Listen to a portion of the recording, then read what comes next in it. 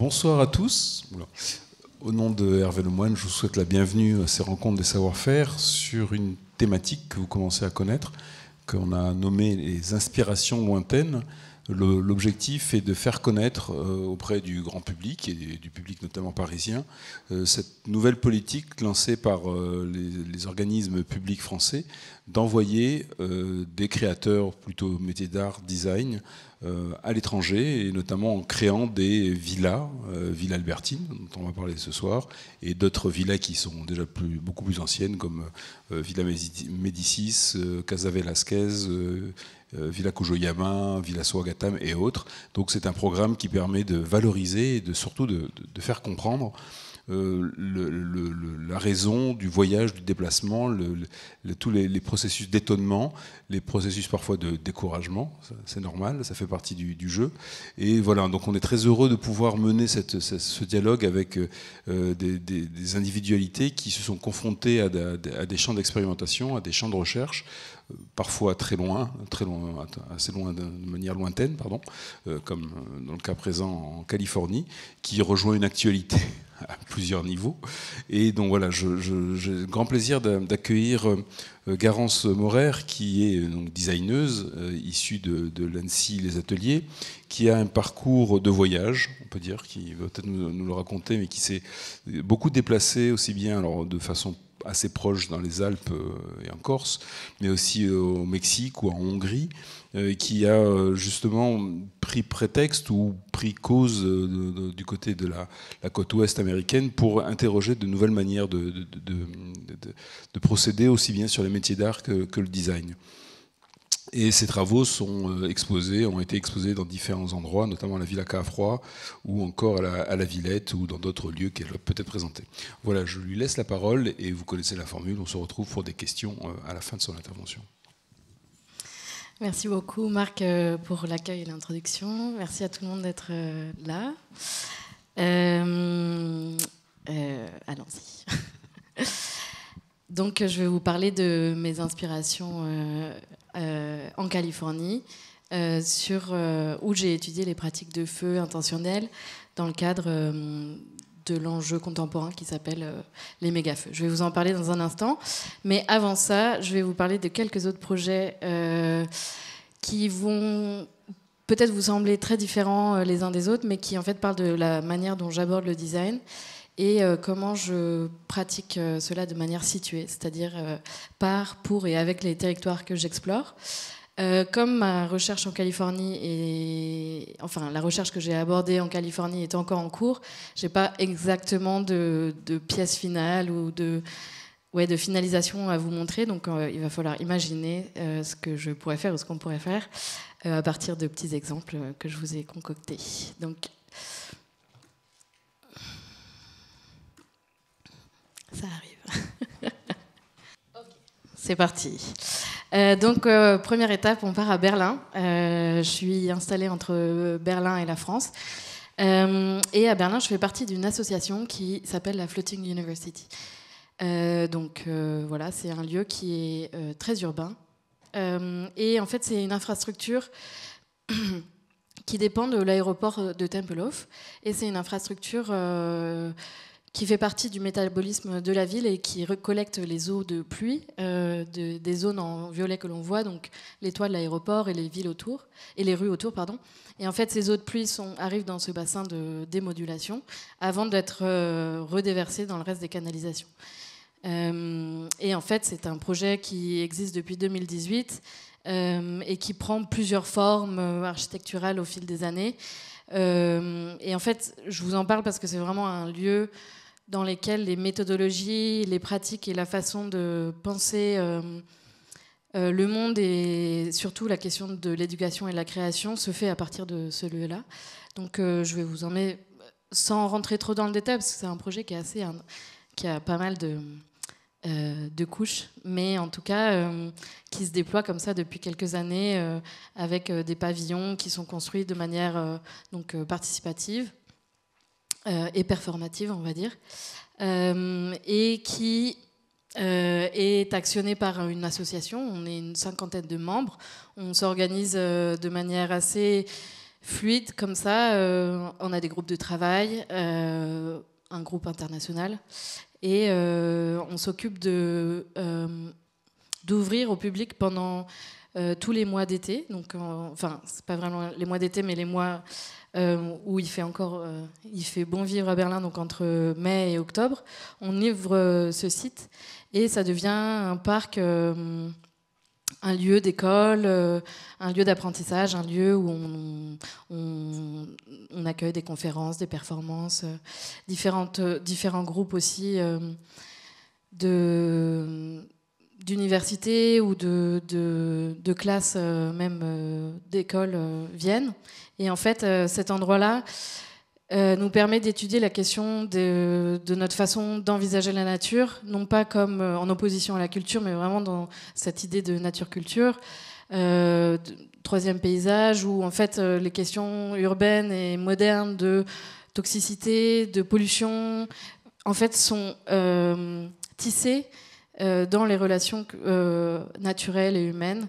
Donc on explore comme ça différentes manières de penser notre rapport au monde, notre rapport à l'inclusion, à la justice sociale, à la justice environnementale. Et voilà, on développe plusieurs formes de conférences, de workshops, des publications, des groupes d'étudiants. Et donc c'est un projet dans lequel je suis assez investie et qui occupe mon temps à Berlin, on va dire. Et c'est aussi un projet qui est hautement politique. Enfin, vous verrez peut-être dans le reste de mes travaux qu'il y a quand même un engagement pour les questions environnementales, parce que ce lieu, comme beaucoup d'autres, est menacé de gentrification et de changement, on va dire, de la façon dont nos villes fonctionnent. Et Berlin est assez sujette à ces dynamiques. Et en fait, c'est un lieu en lutte dans lequel on s'occupe en fait d'être des porte-paroles, un peu des stewards, comme aussi c'est un mot qu'on retrouvera peut-être aux États-Unis. Donc c'est un groupe de personnes qui prennent soin d'un lieu et qui décident de parler à sa place pour le protéger de dynamiques un peu plus écrasantes en termes de politique ou de capitalisme général. Donc voilà, c'est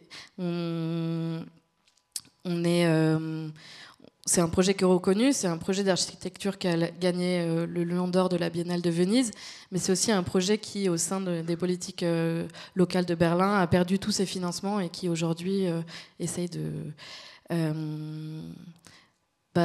rester en vie et de porter ses façons de penser, faire, l'architecture, le design, la création et la théorie différemment. Et donc au sein de ce projet, moi j'ai plutôt un rôle de curatrice aujourd'hui, donc j'organise des événements et donc c'est peut-être pas une posture de designer en tant que telle, mais en fait aujourd'hui c'est aussi une façon dont je me situe par rapport à la création, c'est de rassembler différents acteurs et actrices d'un sujet et de créer des moments de convivialité, des moments de partage qui permettent justement de réfléchir à ces questions en explorant des formats de création, de discussion, de sensorialité, d'apprentissage différents. Un autre projet très différent qui est... certains de la salle étaient là, ou on en fait partie, que je développe avec un collectif qui s'appelle le Collectif Trouble, qui est un collectif plutôt de performance et de théâtre. Et en fait, là, l'idée, c'était de regarder le territoire d'un point de vue périurbain. Donc, on a été invité au sein d'un cycle de conférences, un cycle de recherche par un artiste nommé Club de Bridge qui s'appelait Cartographie de la folie.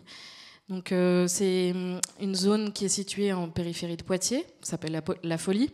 Et l'idée c'était, après les 6 mois de recherche effectués par cet artiste, qui avait invité différents artistes, d'inviter un public à penser le lieu différemment pour pouvoir y projeter d'autres imaginaires et surtout d'autres façons de vivre. Donc encore une fois, le processus était vraiment par, pour et avec le territoire, à partir de ce territoire-là. Donc pendant la semaine d'avant, en fait, avec ce collectif, donc là on était 3 personnes, on a imaginé une performance dans laquelle on inviterait un public à faire une balade contée, une balade guidée dans le Passéoscope. Donc à Poitiers, vous connaissez peut-être le Futuroscope, qui est un parc qui a été créé plutôt dans les années 80, qui imaginait le futur. Nous, on a créé un parc qui imaginait le 21e siècle. Donc on a invité notre public à se placer dans le futur, au siècle en 2000, au 23e siècle, on va dire, et de rentrer avec nous dans ce parc qui recréait à l'échelle 1 les absurdités du 21e siècle. Et on leur expliquait différents concepts, comme par exemple le concept de la voiture, qui, à l'époque, marchait avec des énergies fossiles. Bon, entre-temps, on a bien su que ces puits se sont arrêtés et asséchés. Comment sont aujourd'hui utilisées ces infrastructures? Donc, toutes les autoroutes, aujourd'hui, c'est plutôt... on imaginait des passages de migration pour des gros mammifères qui seraient revenus. Donc ça, c'est aussi un outil de création et de design dans lequel en fait on part par la performance et la narration, on invite le public ou l'usager en tout cas à se placer dans un rapport un peu décalé, et ça nous a permis en fait d'inviter ce public le soir même à vivre dans cet espace qui est en général très délaissé, donc entre une zone de un chenil pour chiens, un passage d'une autoroute et puis la ligne à grande vitesse. Donc des endroits dans lesquels la nature n'est pas considérée, ou en tout cas n'est pas considérée comme quelque chose de naturel, dans le sens préservé, beau. Voilà, de se projeter dans cet endroit-là en disant qu'est-ce qu'on ferait si on y vivait le temps d'une nuit et puis peut-être le temps d'autres nuits, quoi. Donc ça nous a invités à réfléchir aux traces qu'on laisse sur ces paysages. Et pour finir l'introduction, je vais vous parler d'un projet que j'ai réalisé en Corse qui pour le coup un peu plus qui rejoint un peu plus ma pratique de design, ma formation de design textile que j'ai réalisée à l'ENSI, et qui explore d'autres matérialités, mais qui est surtout l'origine de mon projet que j'ai réalisé en Californie. Donc en fait, c'est une résidence qui s'appelle Fabrica Design, peut-être certains et certaines connaissent. Pendant 4 mois, les designers sont un designer ou une designer invité à aborder l'île via un matériau. Donc il y a eu des éditions sur le liège, la laine, la pierre. Et moi, mon année, c'était la question des fibres végétales. On est mis en relation avec différentes personnes. Moi, j'étais en partenariat avec le Conservatoire botanique, avec une entreprise qui s'occupe de faire des huiles essentielles et une vannière traditionnelle. Et donc pendant 4 mois, on explore l'île, et au sein d'un Fab Lab, en fait, on réalise une collection d'objets qui est après présentée. Donc, encore une fois, ma pratique, elle a été très lente et immersive. Donc, beaucoup de temps a été passé à randonner, à rencontrer donc différentes personnes. Là, donc ces 2 photos, vous voyez Louis, un berger, et j'ai oublié son prénom, mais une personne qui travaille au Conservatoire botanique. Et donc ces 2 personnes représentaient pour moi les différents savoirs en fait, d'un paysage, donc des savoirs plutôt archaïques qui relèvent de l'expérience et de la transmission, et de la tradition et du folklore, et un autre savoir beaucoup plus scientifique, avec aussi un organigramme assez centralisé, avec aussi évidemment une très grande connaissance, un savoir-faire, mais voilà, avec des choses qui découlent plutôt de centre et de Paris, voilà, pour arriver jusqu'en Corse, avec différents outils aussi pour comprendre ce paysage, donc des comptages ou des bêtes qui randonnaient. J'ai rencontré différentes personnes, des vanniers, vannières, bergers, bergères, des personnes qui fabriquent encore des nasses. La dernière personne, Fred, qui fabrique les nasses à Bonifacio. Et en fait, en glanant tous ces matériaux, petit à petit, j'ai construit une gamme de ressources pour réaliser des objets. En fait, en commençant mon projet, j'avais pas vraiment idée de à quoi ça allait ressembler ou à quelle fonction ça allait pouvoir servir, mais dès le début du projet, je commençais à ramasser, à collecter des matières, des formes, des histoires. Donc, je remplissais comme ça mon atelier. Et petit à petit, l'idée, c'était de se dire comment faire rencontrer tous ces savoirs que je rencontre, toutes ces personnes qui aussi, sur l'île, se connaissent peut-être de nom, mais pas forcément en vrai, ou en tout cas qui n'ont pas le moyen d'échanger justement ces questions de dynamique territoriale, de ressources, d'évolution, de changement climatique, de ruralité qui se désertifie. Et du coup, pour ça, j'ai réalisé... Ah voilà, bon, c'est pas trop dans l'ordre. On l'a fait des tests avec le feu. J'ai réalisé une collection d'objets en fait, pour accueillir un repas. Donc, j'ai réalisé les nappes avec, comment on dit, des sets de table, merci.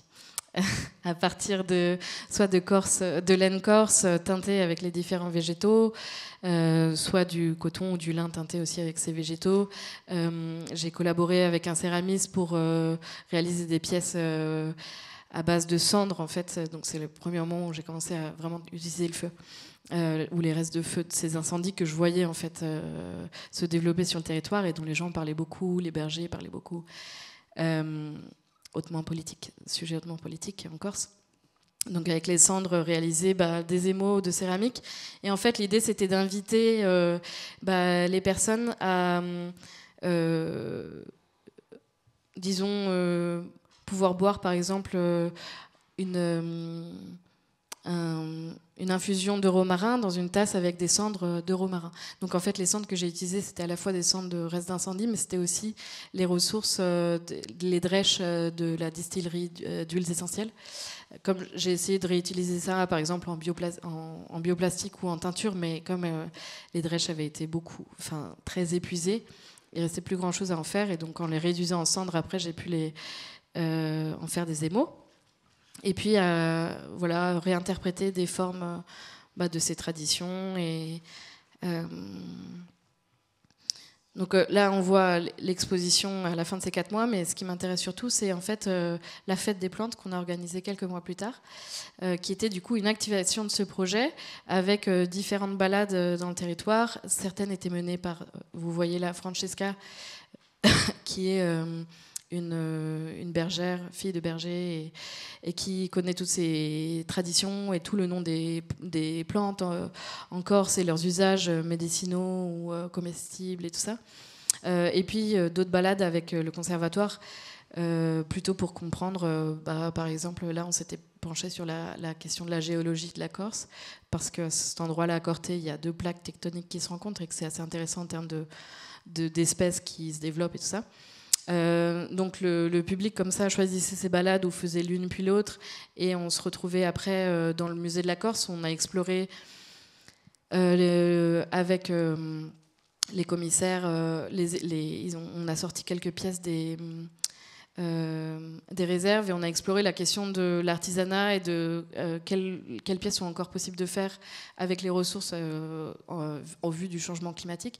Et en fait, pour moi, ce qui a été gagné, c'est qu'à ce moment-là, à cette occasion, les différentes personnes que j'avais invitées, qui étaient artisanes ou artisans, commentaient les pièces, et en fait le musée, à la sortie de la journée, leur a commandé en fait des pièces actuelles pour renouveler leur collection, et que eux-mêmes se sont rencontrés en fait au moment du musée à commenter en disant moi je connais cette technique là, ou à l'époque, ou dans mon village on fait comme ça. Et en fait ce moment de visite et de partage a été l'occasion en fait de créer des liens qui ont persisté après mon départ. Voilà, des moments de démonstration, d'ateliers, de teinture, et puis de moments de repas. Donc en fait, pendant les balades, on avait cueilli des plantes avec Francesca, et puis on les avait cuisinées ensemble, et j'avais remonté l'exposition. Malheureusement, comme souvent, J'aurais bien aimé qu'on mange notre soupe du berger dans les bols que j'avais fait, mais comme les pièces sont entrées dans la collection du musée, elles deviennent intouchables. Donc voilà. Donc en fait, ces 4 mois en Corse ont été un peu une sorte d'introduction à la question du feu, parce qu'effectivement, dans toutes mes explorations, mes conversations et mes lectures, la question des fibres et puis l'évolution du climat et du changement climatique avec des feux beaucoup plus violents et menaçants chaque été, c'est imposé, et aussi par la porte d'entrée un peu plus fer, donc en travaillant une partie de mes pigments à partir des cendres, ou alors sinon en, par exemple, réalisant une collection de fusains avec toutes les plantes du maquis. Donc les fusains avec lesquels on dessine, en fait, c'est un arbre, mais on peut faire du fusain de cyste, on peut faire du fusain de myrte, on peut faire du fusain d'asphodèle. Et ils ont tous des qualités de noir différents, et je me suis intéressée à ça, et j'ai rencontré aussi les équipes du CNRS qui travaillent sur les réductions de risques en Corse. Donc après ce projet-là, cette question du feu est restée quand même assez présente dans ma tête, et c'est avec ce sujet que j'ai envoyé ma candidature à la Villa Albertine. Et donc entre ces moments-là, il y a eu pas mal de lectures et puis aussi pas mal en fait d'écriture. Donc j'ai coécrit 2 articles sur ces questions-là. Un qui est paru dans une revue corse et qui est en conversation avec un artiste local, Tony Casalang, qui a plutôt 70 ans et qui fait partie qui a une identité au territoire qui est très forte et qui est un artiste corse majeur. Et donc on a eu comme ça des conversations qui sont publiées. Je vous invite à les lire si ça vous intéresse. Et après, avec dans une autre revue italienne, là plutôt une mosaïque de sentis et ressentis. Et donc nous arrivons en Californie, enfin. Je vais boire un petit peu d'eau. C'est bien connu, il faut passer par la Corse pour arriver aux États-Unis.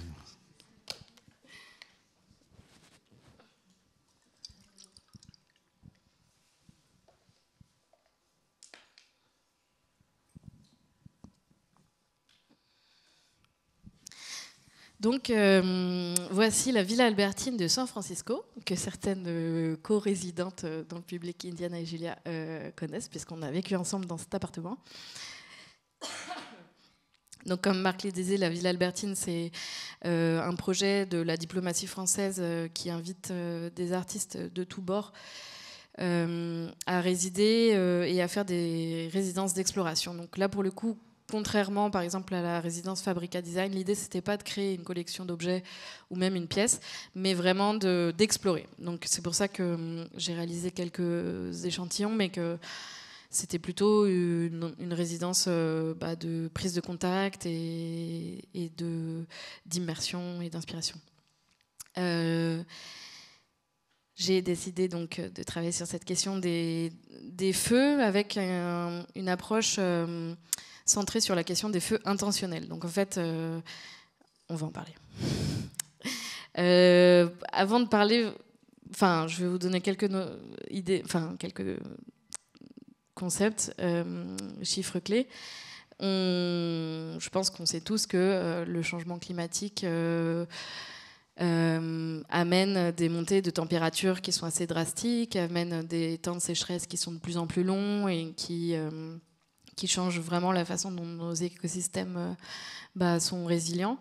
Là, c'est des chiffres qui sont assez récents et qui concernent la Californie.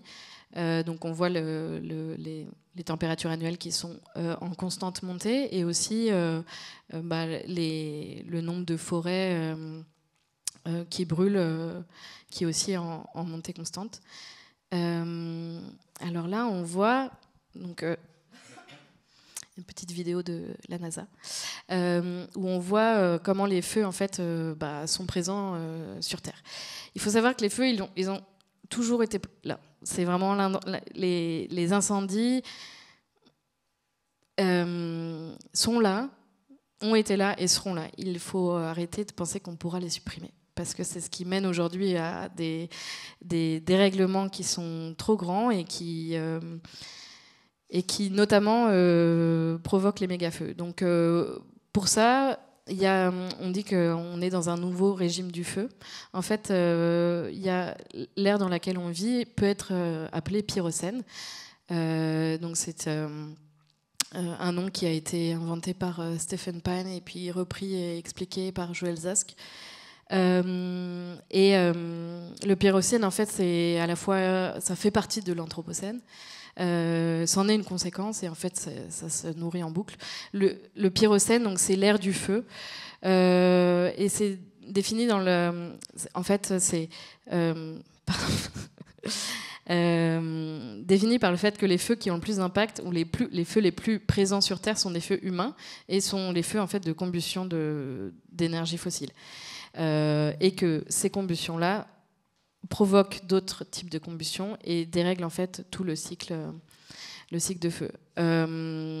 Donc les méga-feux, c'est un type de feu, des incendies qui sont très très grands, qui montent à très haute température, qui sont incontrôlables et qui dévastent les forêts et les écosystèmes.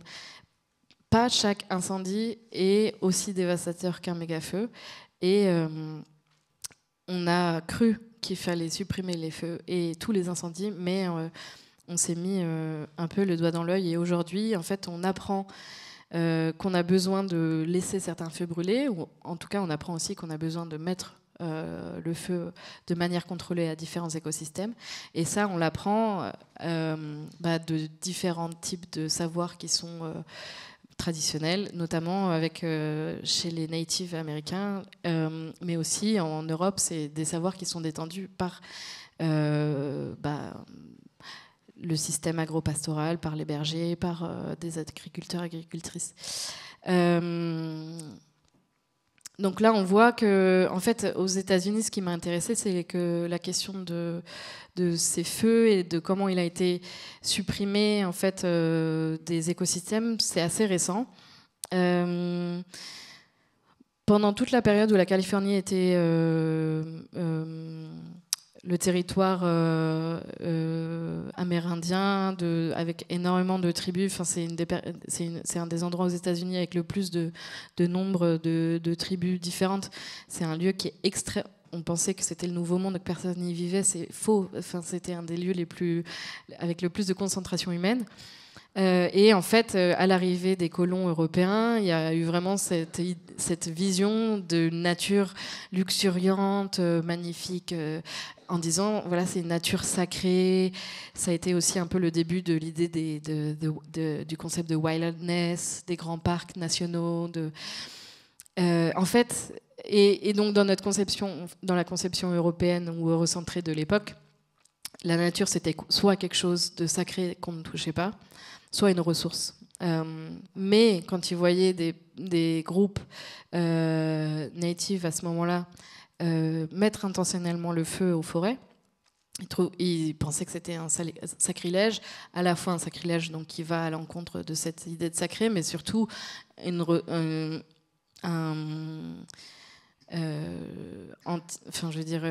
destruction de ressources qui pourraient être utilisées pour différentes manufactures et industries. Et donc en fait, il y a eu, au moment de l'arrivée des colons, différents types de génocides et de destructions vraiment massives, mais notamment la question du feu a été centrale dans là, je vous mets une petite frise chronologique, a été vraiment centrale dans la façon dont les colons en fait ont réussi à s'approprier le territoire, parce qu'en fait le feu c'était un outil de souveraineté territoriale. Donc quand on enlève le feu, on enlève aussi la façon dont les groupes vivent et se déploient, et puis aussi perpétuent leur culture. Et donc on voit que à la fin du XVIIIe siècle, le feu a été interdit, supprimé. Il y a eu différents types de politiques publiques qui ont été mises en place. Et c'est intéressant, je ne vais pas rentrer en détail, mais il y a quand même pas mal de choses aujourd'hui qui découlent directement de ces faits-là. Pour ceux qui connaissent les États-Unis, vous connaissez peut-être Smokey the Bear, qui est donc la mascotte des préventions anti-feu, qui est donc cet ours qui, d'ailleurs, c'est intéressant de regarder comment son évolution de représentation. À l'époque, c'était vraiment une peluche. Aujourd'hui, c'est vraiment un ours vachement plus musclé, sexy, quoi. Pour dire attention, il ne faut vraiment pas mettre le feu. Et donc ça, on le voit à San Francisco, dans les panneaux de publicité d'arrêt de bus, c'est Only you can prevent wildfires. Et en fait, et donc ça fait partie de toute cette culture de la suppression du feu. Et en fait, aujourd'hui, on est dans une époque qui est très intéressante dans ces questions-là, c'est que il y a une grande évolution et c'est pour ça que je suis allée aussi en Californie, c'est qu'ils sont quand même à la pointe aussi des innovations de techniques traditionnelles en fait qui sont remises au goût du jour et qui sont remises dans ces questions de législation, de maintenance d'écosystèmes. Donc aujourd'hui, les groupes qui s'occupent en fait de la maintenance des forêts, Cal Fire et autres, en fait ont des mandats chaque année, doivent brûler un nombre considérable de forêts parce que sinon ils font pas leur boulot. Parce qu'en fait c'est la seule façon de prévenir les méga-feux, notamment. Donc je suis partie pour 3 mois d'exploration, continue mes collectes de matériaux, d'histoires, d'objets, de graines et autres sons et vidéos. On voit pas très bien, mais j'ai passé donc 3 mois à explorer le territoire. Je vais vous montrer quelques endroits clés. Et aussi en termes de processus créatif, on va dire que j'ai eu différentes phases avec des parties plus d'immersion, introspection, des parties un peu plus où j'étais dans la... Enfin, je veux dire, en termes de processus créatif, peut-être ça parle celle qui est aux États-Unis aussi.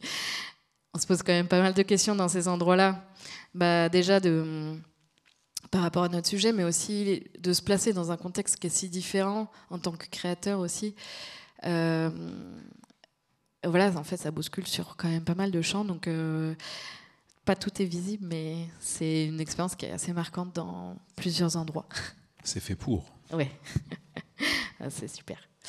Voilà. Donc, par exemple, je suis arrivée et donc moi j'ai résidé à San Francisco, mais 2 semaines après mon arrivée, il y a eu des méga-feux qui se sont déclarés à Los Angeles. Donc, j'ai pris une voiture et j'ai essayé d'aller voir le feu et d'aller au plus proche. Je me suis quand même très vite confrontée à des barrages de route.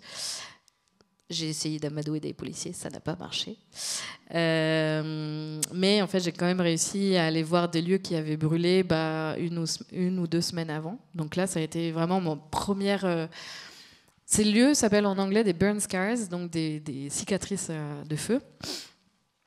Et c'est un moment assez important pour moi parce que c'est vraiment le moment où on rentre dans cette combustion, ce vide, tout change, les odeurs, les sons... donc là, on voit voilà, quoi, des maisons. Donc on voit dans le fond comment c'était quelque temps avant.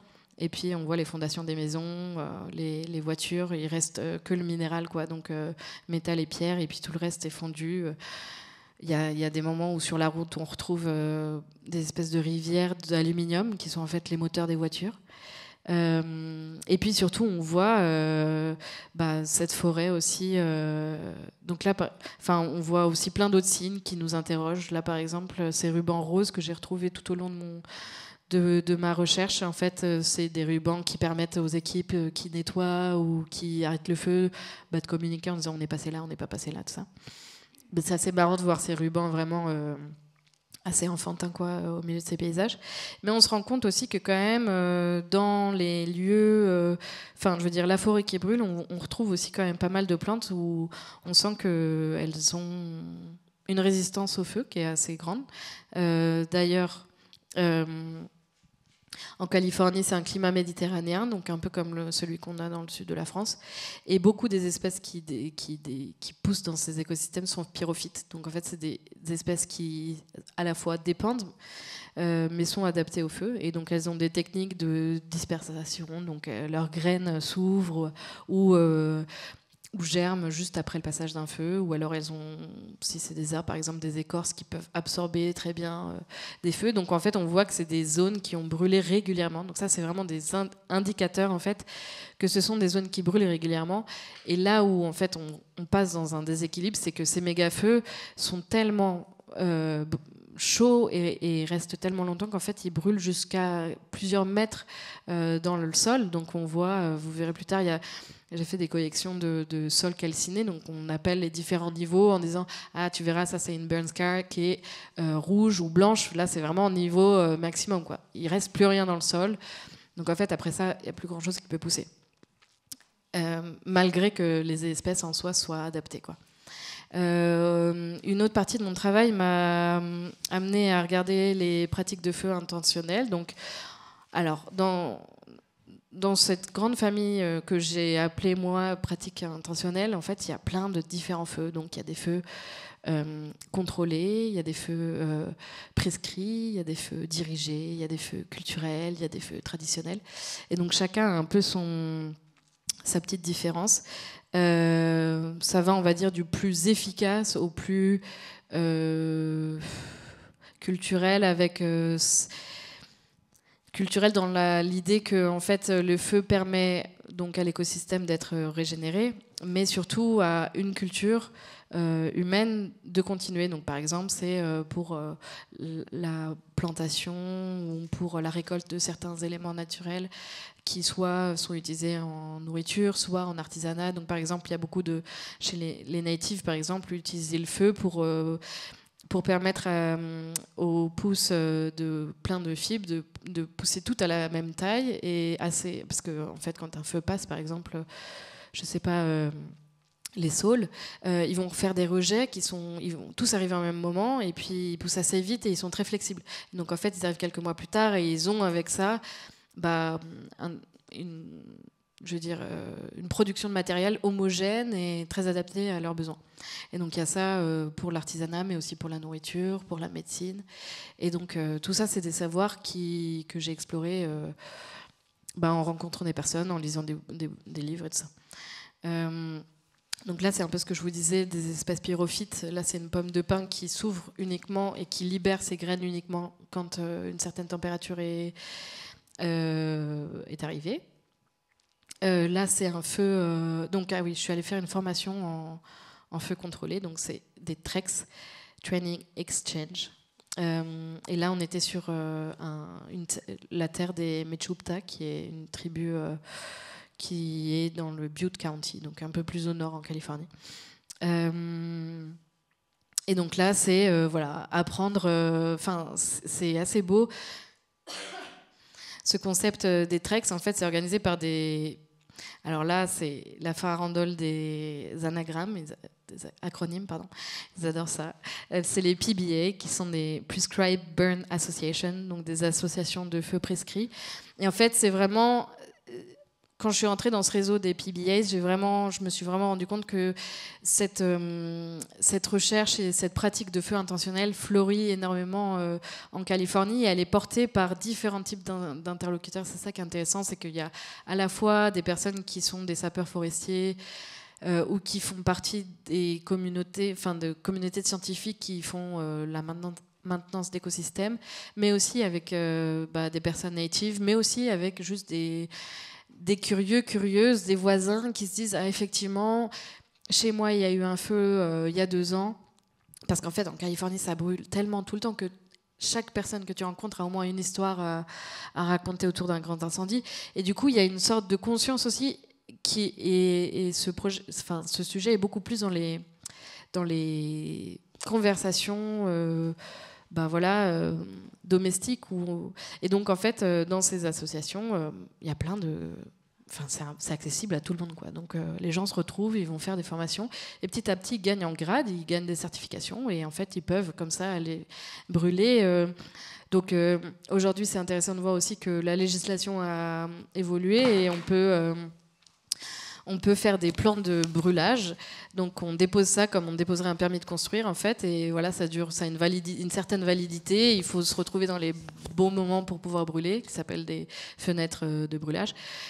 Et donc il y a le burn boss qui est le méga chef de la file qui signe le plan et tout le monde qui conduit le brûlage. Et si jamais, ce qui arrive rarement, même jamais, mais si jamais, par exemple, le feu sort et devient incontrôlé, eh ben, il y a une assurance, en fait, ce qui vient de changer. Donc ça a été un long processus qui a été mené notamment par des natives, et ça a été changé récemment, là, en 2022. Donc en fait, à partir de ce moment-là, il y a beaucoup plus de terres qui peuvent être brûlées comme ça.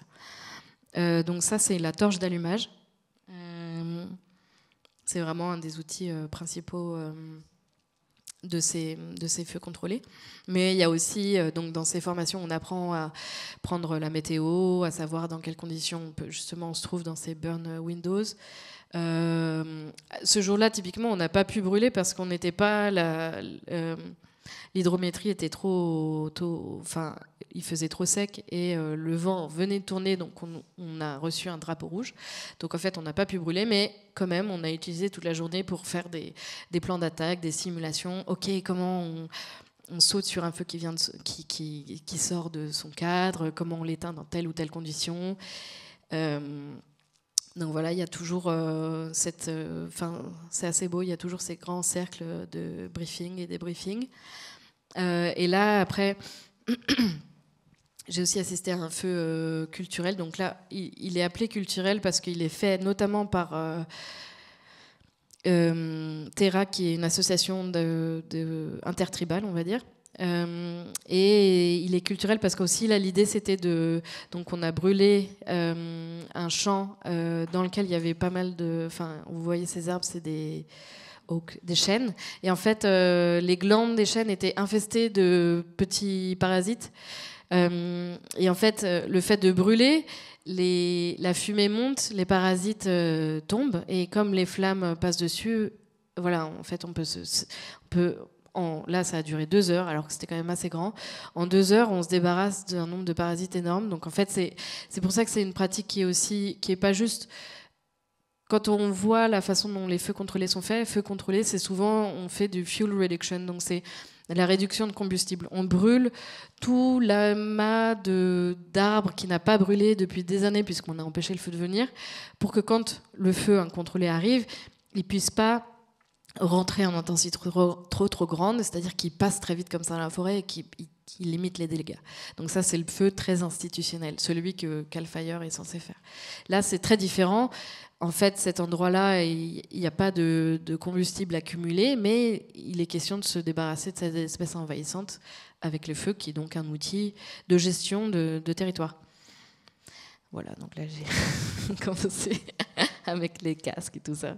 Et puis, au sein de mes explorations, je suis aussi allée voir différents types de feux. Donc, plutôt des feux là cérémoniels. C'était National Indigenous Peoples Day à Alcatraz, qui est en fait, c'est une fête alternative à la fête de Christophe Colomb. Donc, c'est une fête de reenactment, de reprise de position, on va dire, à la fois territoriale. Donc là, sur l'île d'Alcatraz, qui est, comme vous savez peut-être, une prison, mais qui était une terre native qui n'a pas été restituée.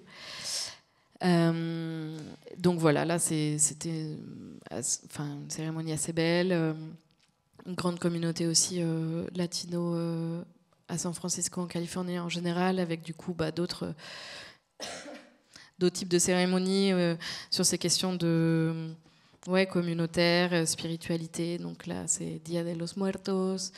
Je suis aussi allée faire une cérémonie un peu plus de sorcellerie avec Starhawk, qui est une autrice et écoféministe, qui était assez enfin que j'aime beaucoup. Et donc là, c'était un feu qui n'était pas vraiment visible, mais qui est aussi toujours raconté dans ces histoires, dans ces alternatives en fait, de relationner à la fois entre humains et non humains et avec les territoires et les forces.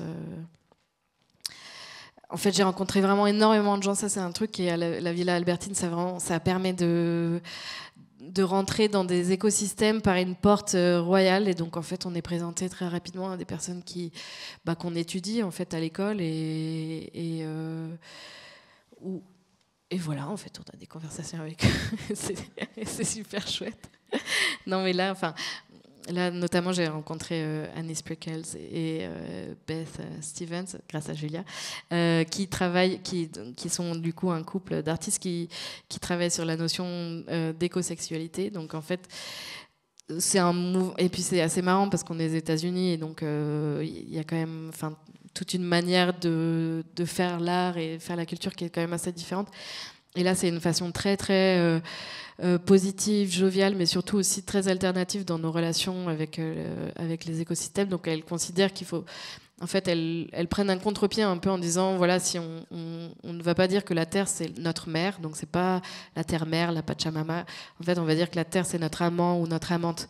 Parce qu'en fait, si on pense que la Terre, c'est notre mère, elle nous protégera toujours, elle pardonnera nos chaussettes sales et le moment où on les oublie, alors qu'un amant ou une amante, voilà, c'est une relation beaucoup plus mutuelle et puis c'est une action où on doit être toujours dans ce soin constant, dans cette séduction.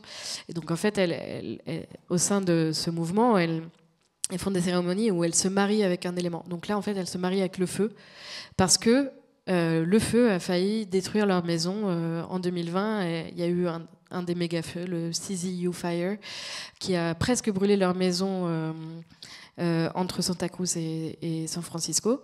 Et donc, à partir de ce moment-là, elles ont exploré toute cette question-là et elles font des films. Donc là, Playing with Fire, c'est leur prochain film qui va bientôt sortir, avec notamment un des personnages principaux qui est Albert, le pan. Et en fait, c'est un pan magique qui a sauvé cette maison du feu et qui est un pan...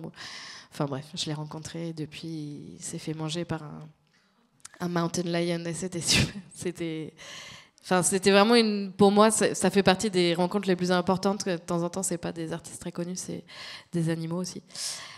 Mais des artistes très connus comme Bernie Krause, qui est bioacousticien et avec qui j'ai eu la chance d'explorer différentes archives de feux, différentes archives de soundscape après ou avant des feux, et puis de pouvoir un peu analyser le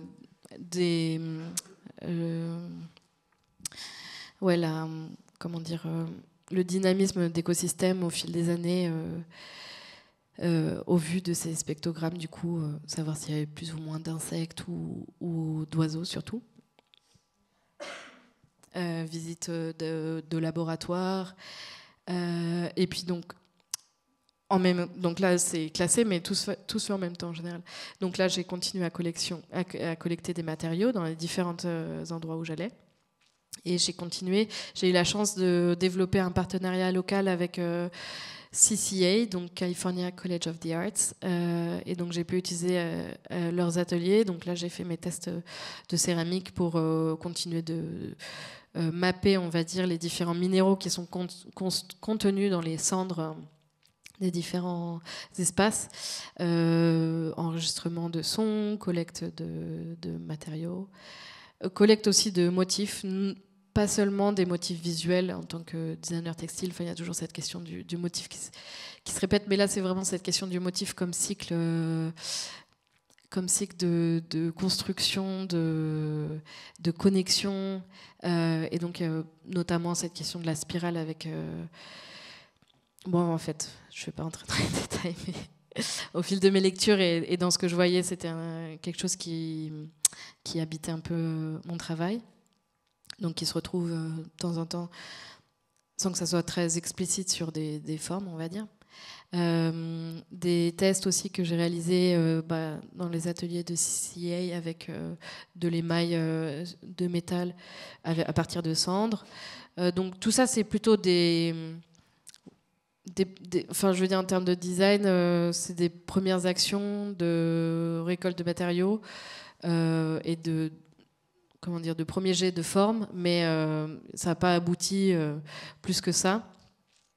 J'ai énormément de plans et de matériaux collectés, mais en fait, c'était pas une résidence qui m'a permis de vraiment produire plus que ça.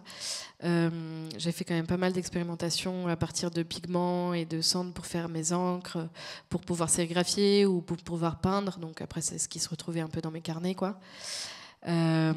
J'ai énormément filmé, donc tout ça c'est du matériau encore en devenir, mais l'idée ça serait peut-être de faire des installations vidéo où je projetterais ces images dans des tissus qui seraient potentiellement imprimés.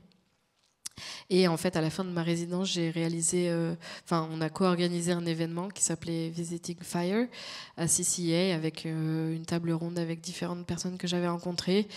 Et puis l'exposition des différentes pièces que j'avais pu réaliser pendant ces 2 premiers mois, on va dire.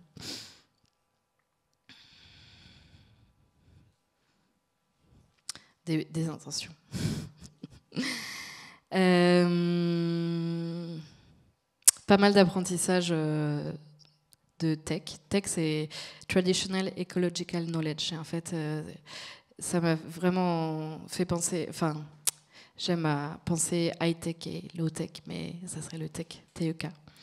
Et donc là, notamment dans cette question de la vannerie, que j'avais déjà bien exploré en Corse, il y a une vannière Pomo qui m'a dit... Donc on explorait, on voyait différentes... on était dans un musée avec différentes pièces de vannerie qui étaient faites par des natives. Enfin, c'est magnifique ce travail. Et elle me disait que en fait, un panier, ça contient l'entièreté du monde, mais que le panier, c'en est juste une petite partie. Et elle me disait, ça contient l'entièreté du monde parce qu'en fait, pour faire ton panier, tu as besoin d'être en relation avec ce territoire, tu as besoin de lui rendre visite, de lui parler, d'y penser, tu as besoin de savoir quand est-ce que tu récoltes, quand est-ce que tu brûles, et après comment tu tisses, et comment tu apprends aussi à tes enfants à tisser. Donc, j'ai trouvé ça assez beau, en fait, dans cette question des matériaux. Qu'est-ce qu'ils contiennent, en fait, ce pouvoir de contenir... des histoires. Voilà. Plein de connexions faites, à la fois avec des personnes, avec des lieux, avec des idées. Beaucoup de choses à continuer à faire. Et j'ai bientôt fini. En rentrant de Californie, ma soif du feu n'est que plus grande. Non, mais et je suis allée pendant... je suis rentrée vraiment dans un processus d'apprentissage du coup de feu contrôlé ou traditionnel. Et donc là, je suis partie pendant 10 jours au Portugal pour apprendre à faire des feux. Donc, je vous mets une petite vidéo pour vous. Parce qu'en fait, ce que j'ai appris au Portugal et ce que j'ai appris donc aux États-Unis, c'est que le feu, en fait, le feu, c'est comme toutes les autres matières, il existe dans plein d'états et il faut réussir à y penser de manière différente pour le remettre au cœur de nos vies. Et donc là, ce qu'ils font, en fait, c'est qu'ils... Comment le dire en français ? Ils accompagnent le feu. Donc en portugais, ils disent pastorear o fogo, ça veut dire être le pasteur du feu, ou shepherding the fire. Et donc en fait, c'est vraiment le laisser exister et l'accompagner comme un troupeau. Donc eux, typiquement, ça c'était une vision aussi un peu décalée par rapport au premier feu contrôlé qu'on m'a enseigné, on va dire. Donc c'est pas de dire on va faire sur ce territoire une forme comme ça avec une géométrie très définie et on va tout brûler d'un coup dans le nombre d'heures imparties avec ces types de températures, parce qu'en fait c'était pas le feu traditionnel, il a jamais existé comme ça. Donc c'est plus justement en fait, et ce que j'aimerais faire en tant que créatrice et designer à ce moment-là, c'est raconter ces histoires où en fait le feu peut revenir dans nos vies de manière inclusive et que ça soit peut-être une activité du dimanche qu'on fait entre voisins voisines, pour vraiment en fait prendre soin de nos écosystèmes et puis prendre soin de nos relations interpersonnelles, parce qu'en fait c'est des moments où on a besoin de communication, on a besoin de faire ensemble, on a besoin de négocier aussi les conditions météo. En fait c'est des négociations qui sont, il me semble, celles qui nous manquent dans notre façon très moderne de... Ah bon, voilà. d'apprendre le feu. Voilà. Merci de m'avoir écouté.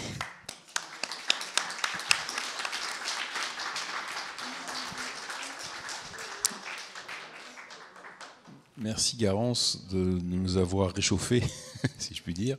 Moi, ce que je vois dans ton intervention, deux points intéressants. D'abord, d'un point de vue méthodologique, se réapproprier la question de ce qu'on appelle la théorie des milieux, c'est-à-dire ne plus être en opposition des milieux, mais en interaction avec les milieux sociologiques, milieux écologiques, milieux géologiques, milieux naturels. Bon, je cite Augustin Berck, un des géographes qui travaille sur cette question-là, de comment on est en dialogue, comme tu l'as dit au début, en nature et culture, mais c'est au-delà de ça, comment on est en interaction avec son milieu, c'est ce qu'on a perdu au XXe siècle. L'autre question qui me semble intéressante, tu parles de feu, on pourrait parler de l'eau, on pourrait parler du froid, on pourrait parler de tous ces éléments-là.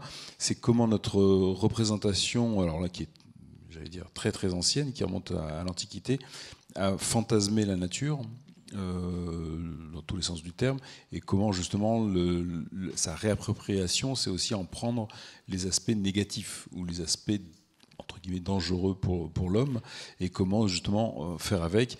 Tu parles du feu, mais encore une fois, dans les milieux méditerranéens ou en Louisiane ou en Floride, la question de l'eau, des tempêtes, c'est ne plus être uniquement dans une logique de peur ou de refus, mais d'être en dialogue.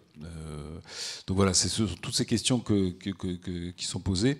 Là aussi, la question de la destruction-régénération, elle est à la fois une éthique positive, mais vu l'actualité, elle peut être aussi une éthique négative. Tout détruire, c'est porté par quand même une certaine vision politique de destruction, en fantasmant la régénération. Il faut voir. Voilà, donc c'est toutes ces questions qui sont posées et qui sont tout à fait passionnantes. Tu as bien évoqué, j'avais la question à la fin, toute prête, mais de tout ce voyage, qu'est-ce que tu en fais?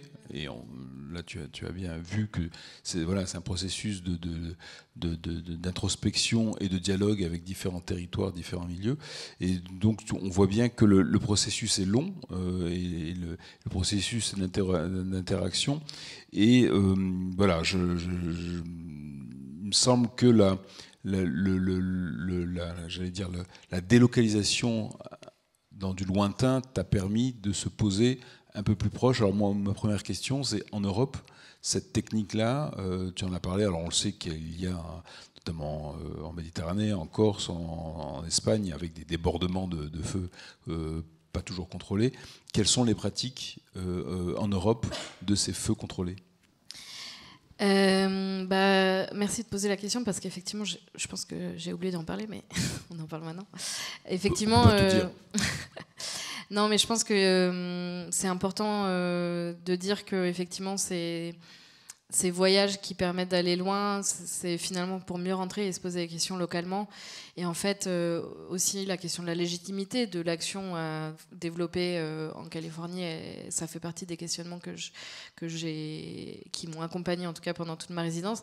Là, mon envie, c'est vraiment d'étudier en fait cette question, d'avoir une seconde résidence, 2-3 mois d'exploration des Méditerranées et de nos espaces pour savoir quelles sont ces histoires, quelles ont été ces négociations et puis aussi ces cadres légaux qui ont été posés. Donc c'est ce que j'ai commencé à aller chercher au Portugal il y a quelques semaines.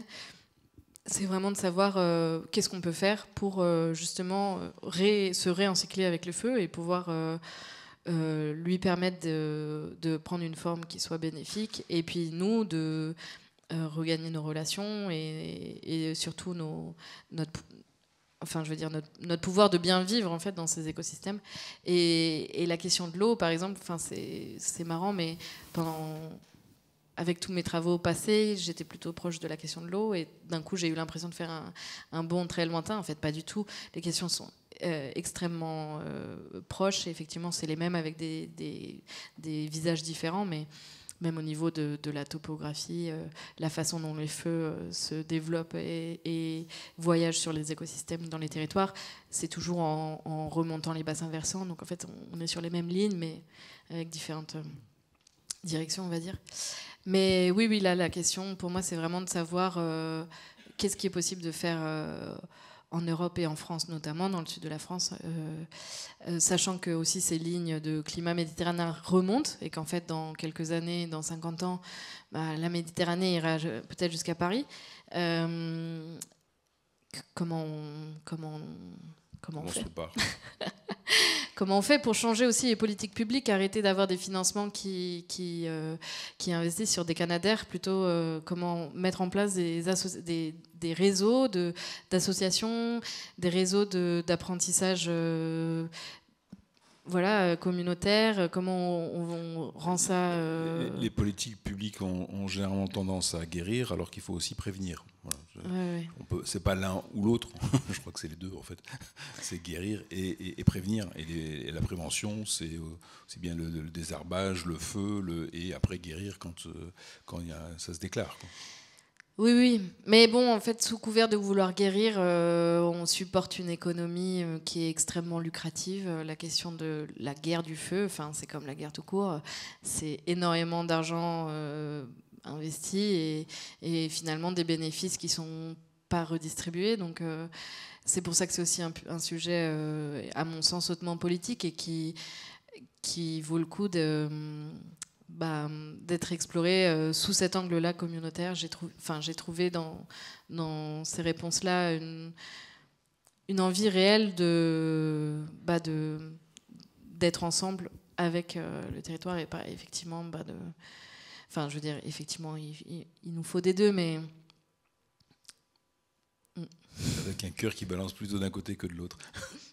Y a-t-il des questions dans la salle à poser?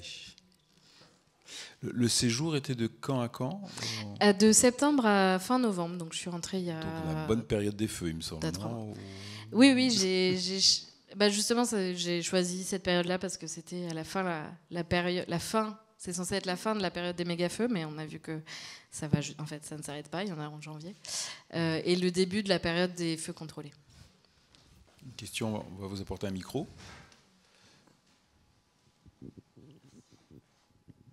Oui, bonsoir.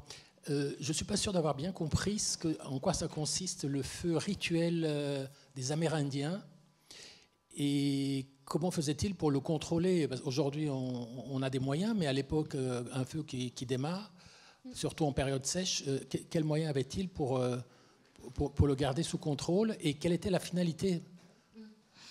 Alors, le garder sous contrôle, ça, par exemple, il y avait un contrôle, c'était de laisser le feu se développer et suivre son cours. Mais en fait, comme à l'époque, le feu était beaucoup plus régulier et récurrent, il était beaucoup moins destructeur. Donc en fait, la façon dont les paysages étaient aussi organisés, il y avait beaucoup plus de mosaïques, il y avait beaucoup plus de corridors avec différentes... vraiment cette idée de mosaïque. Donc en fait, quand la forêt se finit, le feu se finit. Donc ça, c'était typiquement une technique de contrôle. Après, les autres techniques de contrôle, quand le feu était initié, c'était de le faire dans des conditions particulières, avec une météo, avec on va dire une certaine humidité, un vent dans telle ou telle direction, et puis de faire... Donc le feu, en général, il remonte. Mais si on fait descendre le feu de la colline, en fait, il va beaucoup moins vite. On peut l'éteindre avec des outils manuels. Là, les outils qu'on utilise dans ces treks, en fait, c'est que des évolutions un peu modernes d'outils hyper basiques. Ils sont très efficaces, mais les bas-feux, en fait, j'ai pas trop le vocabulaire français, mais ce qui nous permet de battre le feu. On peut même juste un feu froid, donc contrôlé, on marche dessus et il s'éteint. Et il y avait une connotation religieuse pour ces Amérindiens, ou est-ce que c'était purement comme chez nous alors effectivement, c'est dans une toute autre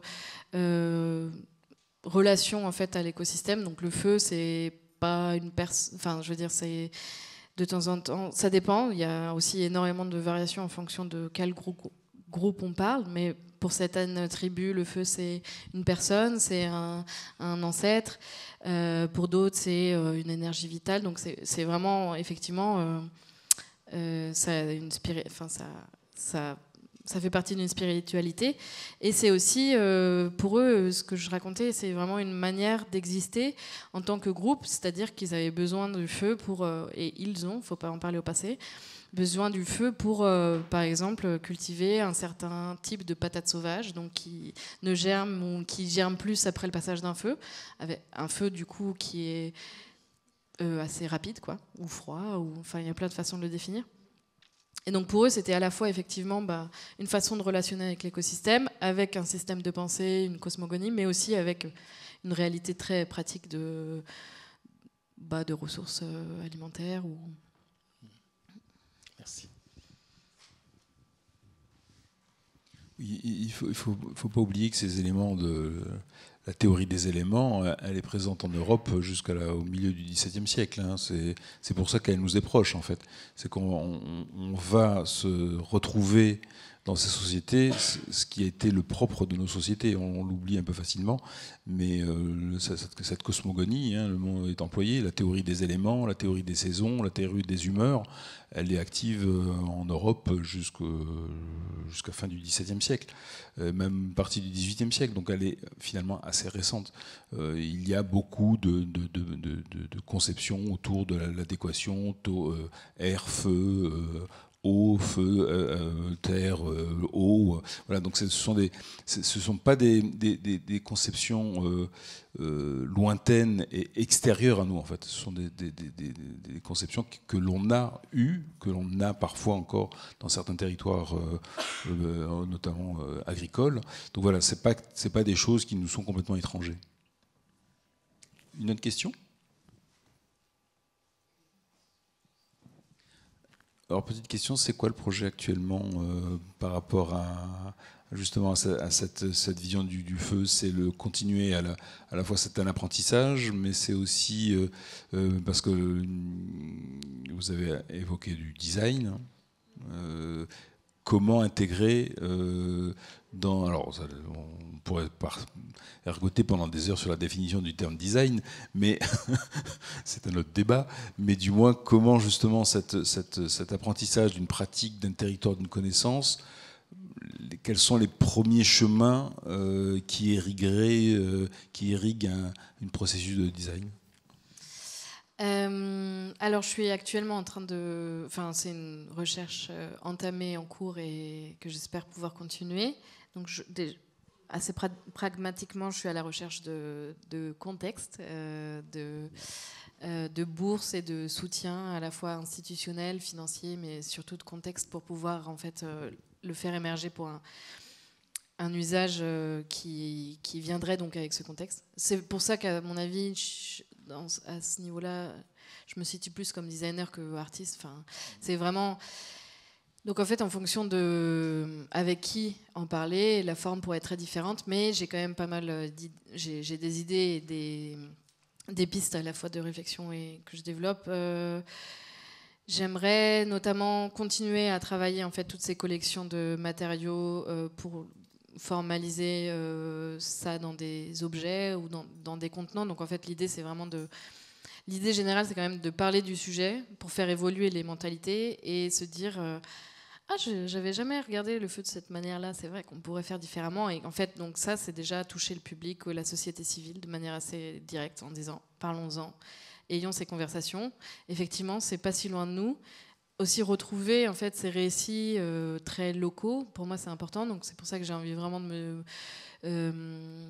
continuer à avoir ces échanges qui sont encore actifs avec la Californie, mais surtout d'aller interroger ça dans des lieux, dans des territoires français ou dans le sud de la France. Donc avoir ces conversations, avoir aussi ces conversations au niveau plus académique. Je pense aller amener cette transdisciplinarité dans des équipes de scientifiques où les personnes en fait qui construisent notre façon d'appréhender le monde et puis la façon dont on le contrôle ou on le maintient me paraît assez essentiel. Donc, je vais aller chercher des collaborations à ce niveau-là. Et après, j'aimerais bien potentiellement, avec ces conversations publiques, avec ces collaborations académiques, aller toucher les politiques publiques et pouvoir un jour pouvoir faire évoluer les législations et les pratiques. Et donc ça peut passer par différents moyens, des publications, des expositions, des workshops. Tout ça est à définir un peu en fonction du cadre. Et tout à l'heure, avant de commencer, j'avais posé une question parce qu'on s'intéresse aussi à la question du bois brûlé, en fait des résidus des gisements. Vous parliez tout à l'heure de céramique à base de cendres, c'est-à-dire comment ça marche? Ouais. Alors c'est pas la céramique en tant que telle. Donc là, la céramique, j'ai récolté notamment quelques argiles, mais la partie cendre, elle intervient surtout dans les émaux. Donc en fait, c'était des techniques traditionnelles qui étaient faites depuis longtemps, mais on peut faire des émaux à partir de cendre. Et en fait, la beauté de ce geste-là, c'est que si on remet les éléments dans leur cycle. Donc là, on parle en plus de ça de matériaux qui sont transformés par le feu. La céramique, c'est avec des cuissons. Mais via ces émaux, en fait, on parle de l'eau. Parce que les cendres sont les matériaux, le reste de combustion.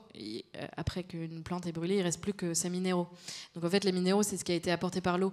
C'est ce que la plante a bu au sein de sa terre. Donc en fait, c'est à la fois la façon dont la terre est constituée, mais aussi les pluies qui y tombent.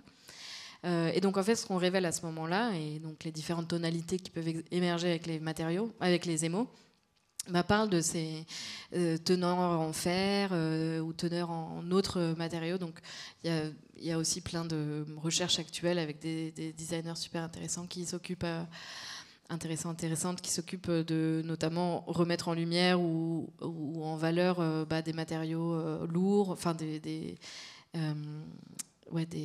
polluants lourds et autres. C'est ce qui est contenu comme ça dans ces cendres. Une question, une dernière ou pas? Bon, non. Merci beaucoup. Ah si, une question. Bonsoir. J'ai entendu dire que vous êtes allé au Portugal à propos des feux.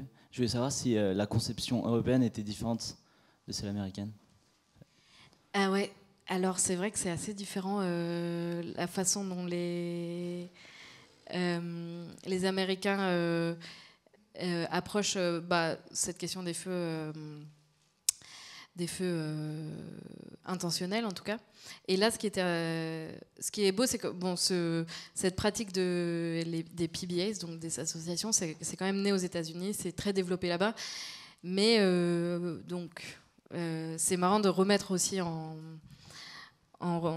miroir ces premières impressions et surtout ces premières fascination, parce qu'en fait en arrivant au Portugal ils étaient très fiers de dire que c'était la première fois qu'un trek s'était organisé sans les Américains, en disant en fait nous aussi on a nos savoirs, on n'a pas besoin de cette suprématie encore une fois américaine, même si c'est une pratique alternative et autres. Il y a quand même une sorte de néocolonisation américaine qui se déploie en fait dans tous ces écosystèmes. Donc par exemple la question du feu en Amérique latine aussi, de ces savoirs indigènes, il y a la question de la législation induit aussi la notion de standard pour pouvoir mettre les choses dans des cases. En fait, quand on pense avec un regard contemporain ou moderne, des choses qui sortent des cases, on finit par les réduire. Et donc, ouais, il y avait une fierté à ce niveau-là que j'ai trouvé assez intéressante, et puis à remettre aussi en regard, parce que quand les Américains, Américaines avec qui j'en parlais étaient justement hyper contents de dire on n'a même plus besoin de venir, c'est bon, c'est un projet qui suit sa route, donc voilà. Une autre question? Non. Bon, merci beaucoup à tous, et on se retrouve la semaine prochaine. Merci.